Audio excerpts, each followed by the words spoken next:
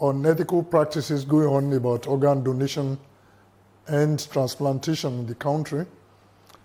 Organ donation and transplantation is very important because it gives people second life when you have had or when you have some end organ failure. Is it the liver? Is it the kidney?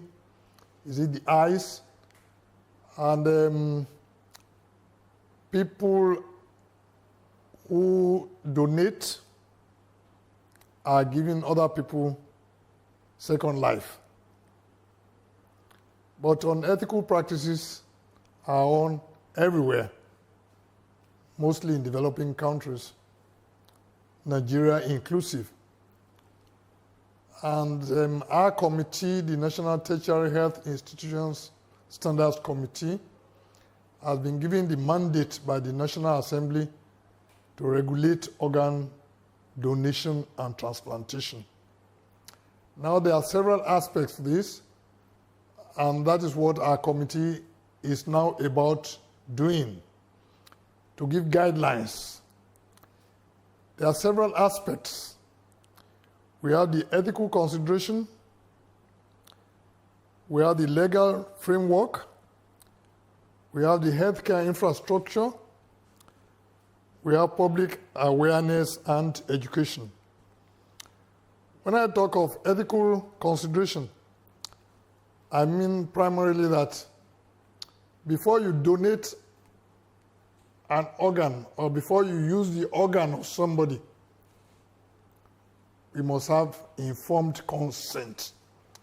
The person must be aware of what he's going to do, what is going to happen to him or her after he has donated, to be sure that his life is not endangered.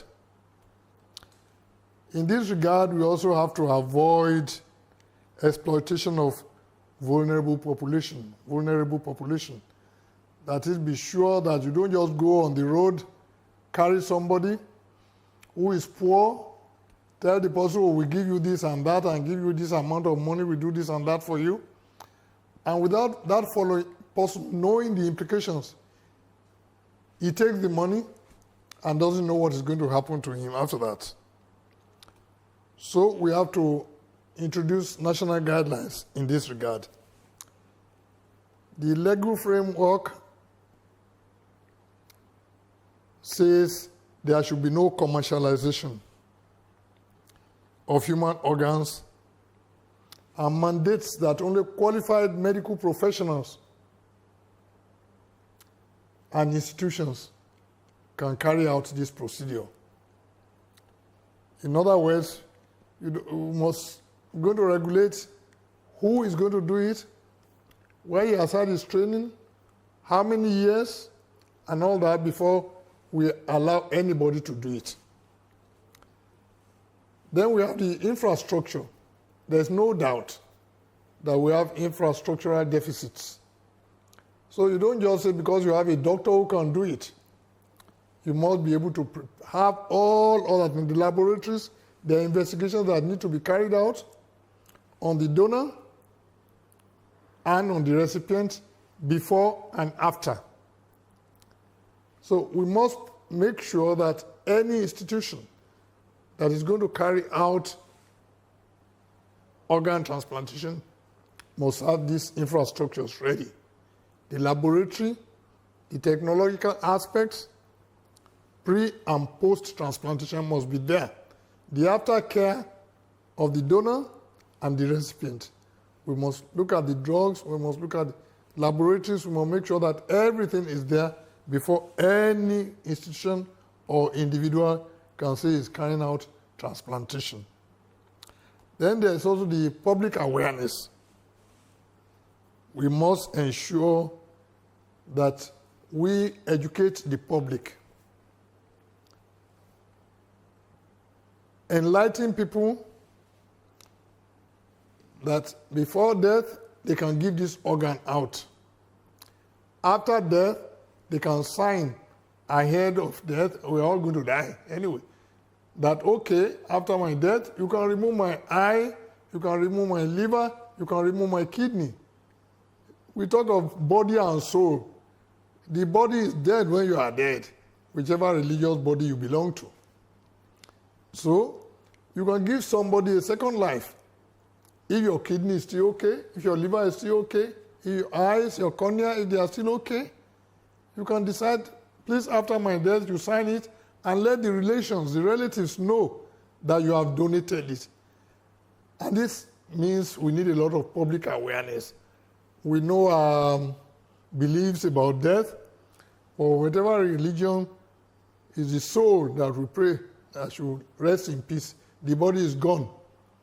So you can help somebody by saying, okay, use my this, use my that.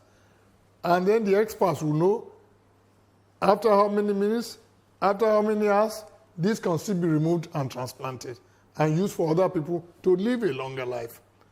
So these are some of the functions we have. So we want to make sure that we do this, and guidelines are now being given that before anybody does, any institution does it, we must send people there. We have our guidelines, we know the things that they must have, and we give license to such institutions. And any health professional who is going to carry it out, we also make sure that we see the qualifications of that person and we monitor what they are doing. We want to ensure that each institution also has a committee that monitors each transplantation before and after.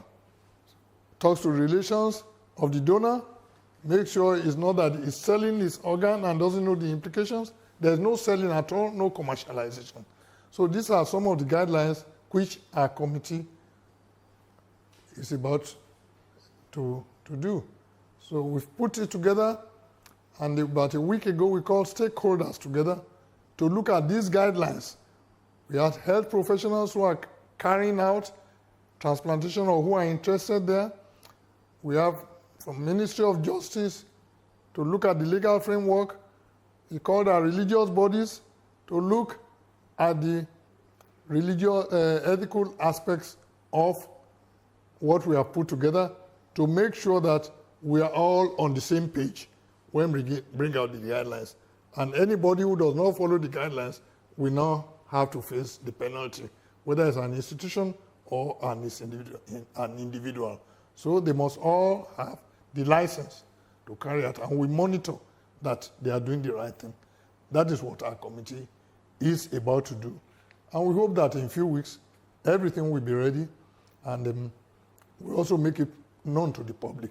So that was what our stakeholders meeting was all about a week ago in Abuja. We called all these people together, more than 100 people. We give them copies. They read their views. They told us their views, and we still gave them 2 weeks to look into it and give us their comments, after which we'll put everything together.